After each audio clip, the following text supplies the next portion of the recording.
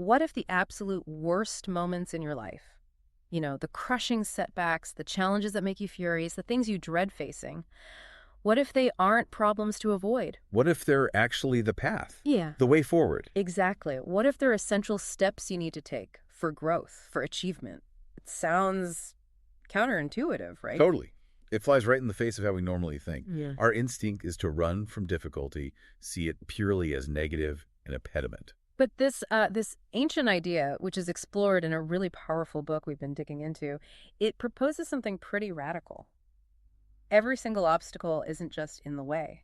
It is the way. Yeah, and our mission here is to pull out the most impactful insights from this work, see how this principle can maybe fundamentally change how you approach the challenges in your own life. And, as we explore these big ideas, remember that really grappling with them, making them your own, that takes ongoing reflection. For deeper engagement, for that kind of critical thinking inspired by books like this one, you might want to check out Mindful Moments. It's our YouTube channel. It offers AI book analysis specifically designed to help you do just that, to reflect and apply these things. Good point.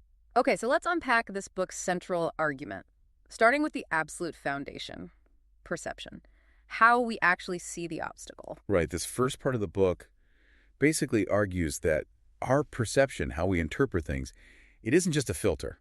It's more like the maker of meaning. Maker of meaning, okay. Yeah, it determines whether something feels like this insurmountable wall or, maybe surprisingly, an opportunity. Okay, give us an example. The book uses John D. Rockefeller, right? During the Panic of 1857. Exactly. I mean, this was total financial meltdown. Businesses collapsing, markets in free fall, just widespread panic. People were losing everything, understandably terrified. You'd think he'd be terrified, too. But the author describes Rockefeller's,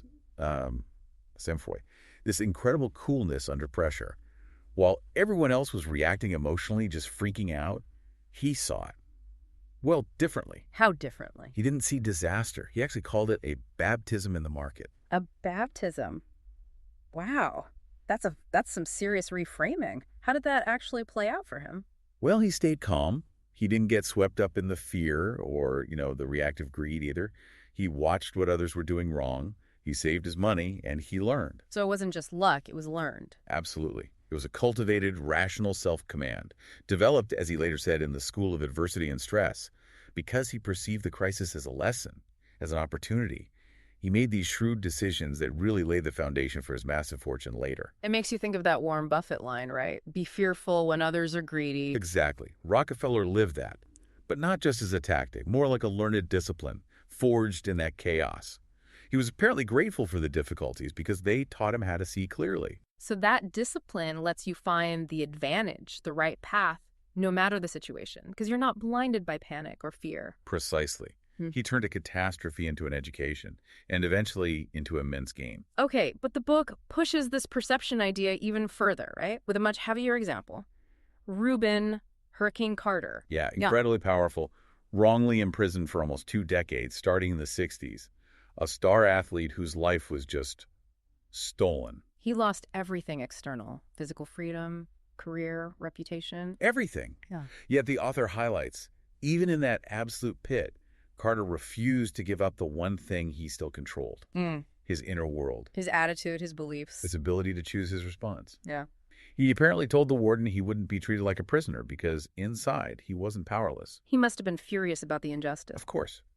But he channeled that energy. He refused to just rage destructively, refused to act like a victim. So what did he do with that energy? Every bit of it went into one single focus. His legal case. He spent years in the prison library, studying law, philosophy, history. He made a conscious decision about how this situation would affect him. It really proves that Stoic idea, doesn't it? Epictetus saying your freedom of choice exists anywhere. Exactly. Whether you're on a stage or in a cell. And the book notes he wasn't alone in this. Think Nelson Mandela, James Stockdale, Malcolm X, Payson, people who used prison as a place of transformation, not just punishment. They weren't powerless because they understood the power was internal. Which brings us back to that core idea. The external situation isn't inherently good or bad. Our thinking makes it so. Like Shakespeare said. There is nothing either good or bad, but thinking makes it so. Spot on. It's our decision how we interpret and respond. So, okay, how do you actually cultivate this kind of perception? The book lays out some disciplines. First one, steady your nerves. Right.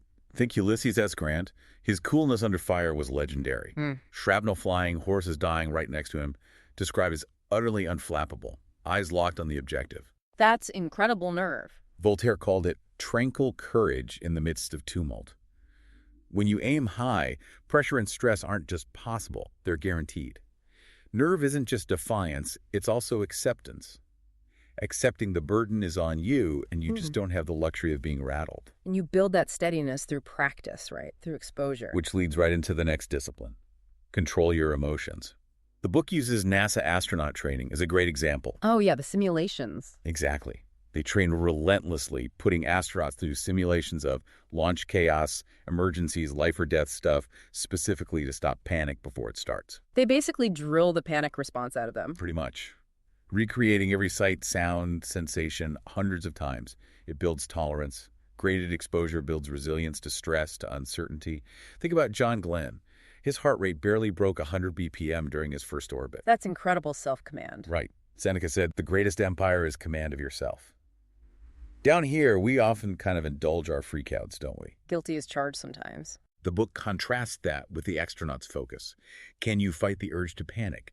Can you keep that even strain, just focusing on what you can control, the task right in front of you? And you can challenge those emotions with logic. Ask yourself, is this really the end of the world? Probably not. Was it totally unexpected? Often, maybe not, if you're honest. The author suggests simple, direct questions. Am I going to die from this? Usually no. Or Marcus Aurelius' big one. Does what happened here keep you from acting with justice, generosity, self-control, prudence, honesty? And if the answer is no? Then the job is just to get back to work. Stop letting the emotion dictate. Okay, another discipline. Practice objectivity. Seeing things as they are without adding all our baggage. Yeah, stripping away the judgment, the fear, the, oh no, this is terrible narrative. The book contrasts the observing eye, which sees events clearly, factually, with the perceiving eye, which sees insurmountable obstacles because it's projecting its own stuff onto the situation. It's like seeing the raw data versus the horror story we tell ourselves about the data. Exactly. Sometimes the author notes, referencing Nietzsche, just taking things at face value, almost being superficial in your first look, is the best way to cut through the noise. But that takes strength. Or maybe discipline, like a muscle you build. It mentions pretending the situation isn't happening to you. That's interesting. Yeah. How much clearer can you see things?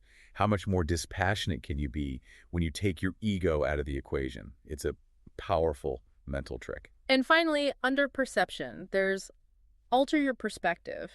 Two parts to this. Right.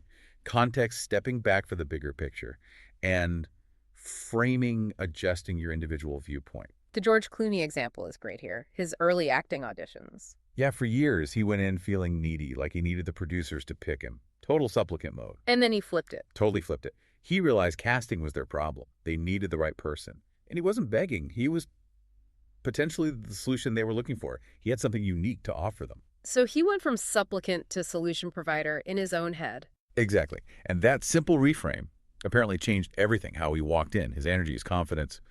He stopped seeing the audition as this obstacle he had to overcome by being liked and started seeing it as an opportunity to solve their problem with his talent. Okay, so perception is step one, seeing clearly, but just seeing isn't enough, right? You have to act. Absolutely. That's the whole second part of the book, action. Not just any action, but directed action. Breaking down the obstacle, piece by piece, with persistence, flexibility, courage. The story of Demosthenes really drives this home. Oh, definitely. Born frail, severe speech impediment, orphaned, inheritance stolen. I mean, a truly terrible hand dealt. The unfairness is staggering, but he didn't crumble. No, the author shows how he was inspired by seeing a great orator, and he channeled all that rage, that pain, into this almost fanatical dedication to training, living underground, practicing, pebbles in his mouth, reciting lines while running uphill. Just relentless. He studied law, history, philosophy. When he finally took his guardians to court, it wasn't just about the money. He used that legal battle, that platform, to become this legendary orator, the voice of Athens. He literally turned his disadvantages and the injustice into the fuel for his rise. Transformed a bad hand into something amazing through sheer effort. And his famous line about speech-making... Action, action, action. That was his answer. Tells you everything. And that's the key point here. Obstacles don't care how you feel or what you think. They only respond to action. And the author is blunt. Overcoming obstacles makes you stronger for the next one. No excuses, no waiting to be saved.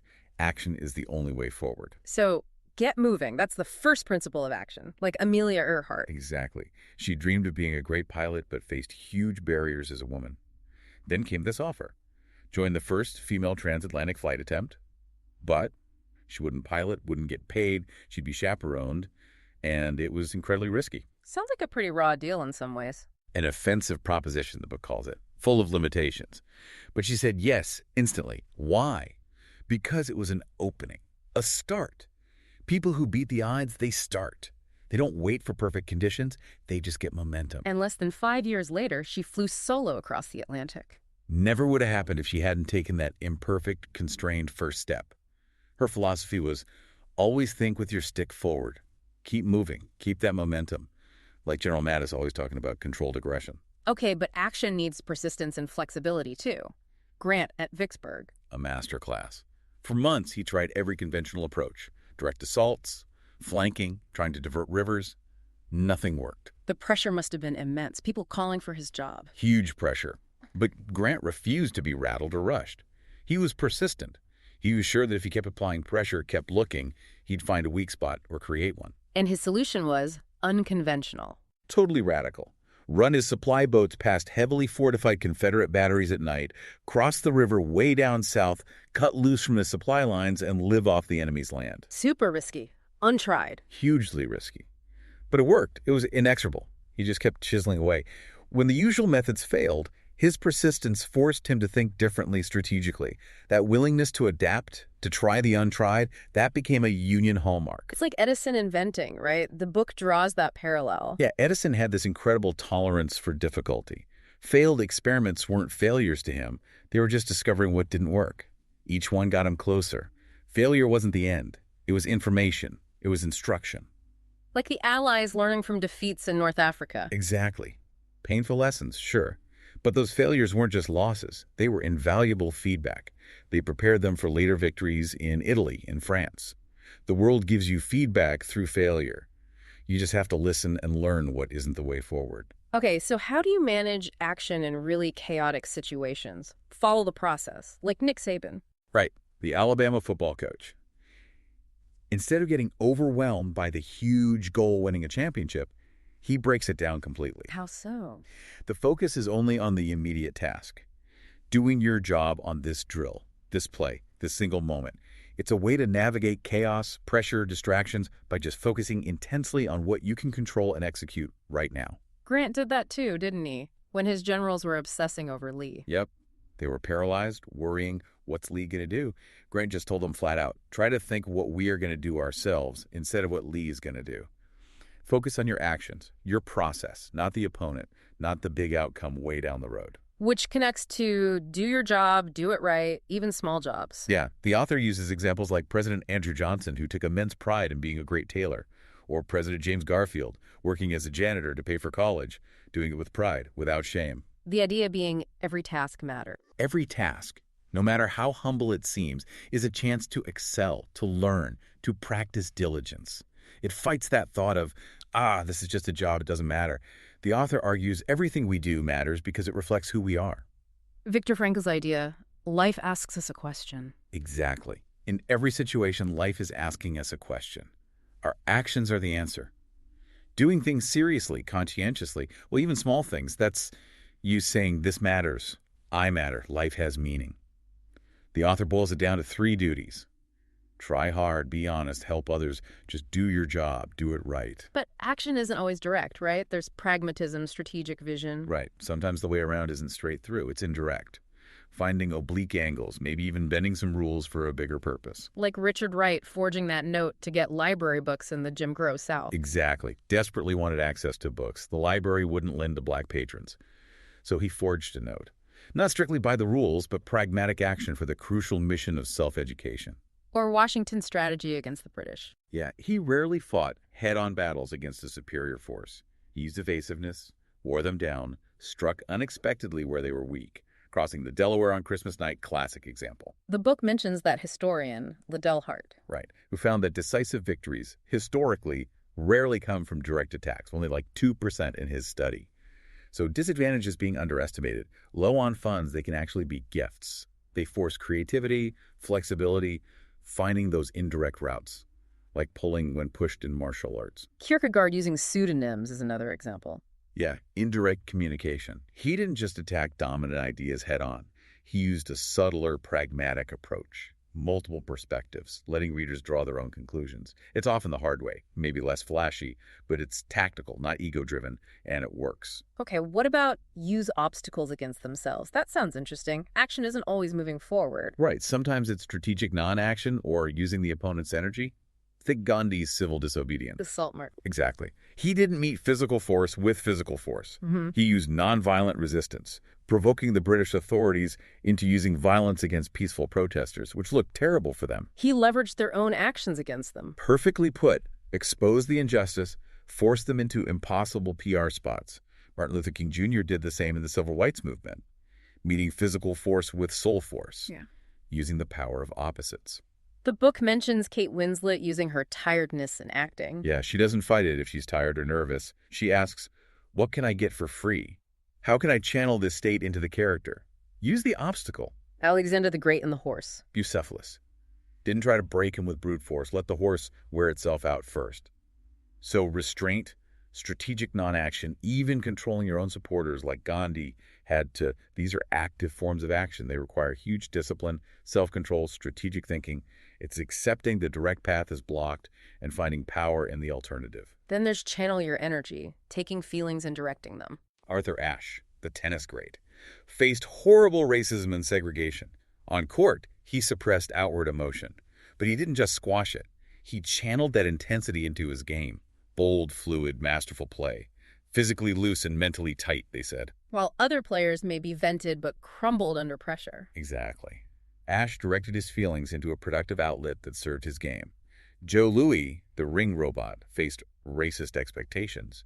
He channeled that into an intimidating, emotionless persona, turning a disadvantage into an asset. And Taylor Swift re-recording her albums? Perfect modern example. Channeling frustration over losing her masters into this massive, creative, and ultimately very powerful project, Taylor's version. It's taking the obstacles, the frustrations, and directing that energy into something productive that serves your goals. Like Toussaint Louverture, the opening, turning every obstacle into an opportunity through sheer will and action. Okay, but then there's the tough one. Prepare for none of it to work. Yeah, the sobering reality check. Because sometimes, despite great perception, despite smart action, you still fail or face impossible odds. Lincoln comes up a lot here. His whole life, really. The author weaves it through. Profound depression, loss of loved ones, political failures, constant attacks. It all forged him, prepared him to lead through the Civil War. His strength wasn't naive optimism. Not at all. It was deep fortitude built through personal adversity. He found purpose in suffering, rose above the toxic division, practiced that cold, calculating, unimpassioned reason, and amazingly could work with people who'd viciously attacked him, forgiving quickly.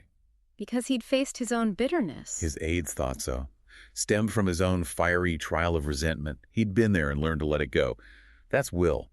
That inner strength to endure, to contextualize, find meaning, even when you can't conquer the obstacle externally. The Stoic bear and forbear. Lincoln was prepared even for ultimate defeat, ready to bear it with dignity. Which brings us perfectly to the third pillar, will. That inner discipline, strengthening ourselves internally to handle anything, especially when action fails or isn't enough. Exactly. First step, build your inner citadel. Theodore Roosevelt is the prime example. Sickly kid, severe asthma. His father challenges him. You have the mind, but haven't got the body. And Roosevelt's response is legendary. I'll make my body. Yeah. Didn't accept the weakness, he attacked it. 5 years of just feverish daily work, building physical strengths against the odds. But it wasn't just physical. It was forging inner toughness. Absolutely. That preparation, that commitment to the strenuous life, it built the inner fortress that got him through everything. Later political wars, personal loss, even an assassination attempt. Like Proverbs says, if thy faint in the day of adversity, thy strength is small. You build strength before adversity hits. It's easier to toughen yourself up than hope the world goes easy on you. Preparation is armor. A key technique for this is anticipation, or thinking negatively, as the book calls it. Yeah, the Stoic premeditatio malorum, or the modern business premortem. It's not pessimism, though. No, it's practical preparation. Imagining deliberately all the ways things could go wrong. Tell me what went wrong, you ask before you start. How many disasters could be lessened with that foresight? Tech bubbles. Enron. Pandemics. Seneca wrote, "Nothing happens to the wise man against his expectation. He reckoned that something could block his plans." You anticipate disruption. You manage expectations. You run through the what if, then I will scenarios. Exactly. And if the obstacle really is insurmountable, that mental prep gives you the strength to say, okay, this is going to suck, but we'll endure. We won't be broken by it. Okay, maybe the deepest discipline of will, amor fati, love what happened. Love your fate. Yeah. The author tells that devastating story about Hemingway's first wife losing all his manuscripts. Years of work, gone. Heartbreaking. Immense heartbreak initially. But eventually he accepted it. And that forced acceptance, painful as it was, it actually led him to reinvent his style. He wrote a better novel later. He didn't love that it happened, but he learned to love what he did with it. Like Tony Hawk. Couldn't get air like bigger skaters. Right. That physical constraint wasn't a dead end. It was the catalyst. It forced him to innovate, develop the ollie, which completely changed skateboarding.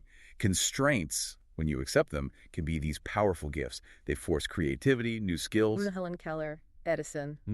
Developing other senses. Phil Jackson, coaching from a chair after surgery, actually increased his authority. It's about embracing limitations, turning them into strengths. Which feels very different from how we often react today, right? You're right. Complaining, feeling entitled. Assuming the world should bend to us, it won't. It's far more powerful. The ultimate amor fati story is Edison's lab burning down. Total devastation. Millions lost. Decades of work. His reaction? Yeah. Calm, almost excited, tells his son, "Go get your mother. They'll never see a fire like this again." He framed it as just getting rid of rubbish. Wow. Not passive, but radically accepting. And finding energy in it. Within weeks, partly operational again, within a month, producing new stuff, he really lived that Kipling line, treat triumph and disaster just the same. They're imposters. So loving what happens isn't being happy about bad things. No. It's a radical acceptance of reality. Finding strength, even a strange kind of joy, in navigating whatever comes. It's how you emerge stronger, faster. The book also stresses connecting to something bigger than yourself. James Stockdale in Vietnam, shot down, POW. His immediate focus wasn't just survival. It was his mission as ranking officer. Lead, support, maintain morale for his fellow POWs. He drew strength from helping them. Immense strength. A total contrast to other situations where it became every man for himself. Focusing on others gives you powerful purpose, resilience. Austin Henry Rollins said, have a moral and civic backbone in tough times. Yeah, the author suggests focusing on how you can make the situation better for others, even if you can't fix it for yourself. That fights hopelessness, self-pity. Stop making it all about me. Exactly. Stop putting that dangerous I in front of everything. Think unity over self, compassion, camaraderie. Those are powers of the will nobody can take away, no matter the obstacle. And part of this is accepting your struggles aren't unique. They're just life. Right. The difficulties you face aren't some special misfortune just for you. It's the human condition. That perspective helps build resilience. Finally, meditating on mortality. Memento mori. Remember death. Sounds grim, but it's not. Montaigne's near-death experience didn't make him morbid. It changed his life, made him less afraid, more curious, purposeful, appreciative. Knowing your time is finite gives perspective. Crucial perspective. And urgency. Helps you prioritize what really matters, be more gracious, appreciate things, live by your principles. It's that quiet nudge. Live life right, because it doesn't last forever. So will is this deep inner strength. Resilience, the foundation that guides you through everything. Being a philosopher, but a practical one. Exactly. Solving problems with wisdom, not just theory. This book, wow, it offers such a powerful framework for dealing with life's challenges, doesn't it? By consciously working on your perception, taking that directed, smart action, and really strengthening your inner will. You can absolutely transform obstacles. Yeah. Turn roadblocks into fuel for growth, for strength. It's ancient wisdom, but incredibly practical. Life-changing, really. And these ideas aren't just concepts to admire, they're tools. Tools you can actually apply to the challenges you're facing right now.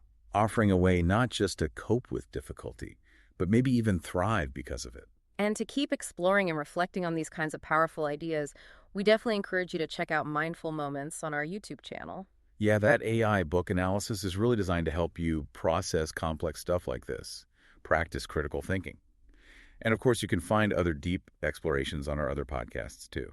So if this exploration has been valuable for you, please do consider subscribing to the show. And maybe share this with someone else, someone you know who could benefit from seeing obstacles not as the end, but maybe as the start of something important. Definitely. And if you want to dive even deeper into these ideas and support the author, you can purchase the book. You can usually find details on the author's site, like ryanholiday.net reading list. And for bulk orders, there's often an email like paintedporchbookshop@gmail.com listed too. But most importantly, take these ideas and use them. Keep thinking critically about the challenges you face. How can you apply these principles to turn them into your advantage? Because what if that thing standing in your way Hmm. really is the way?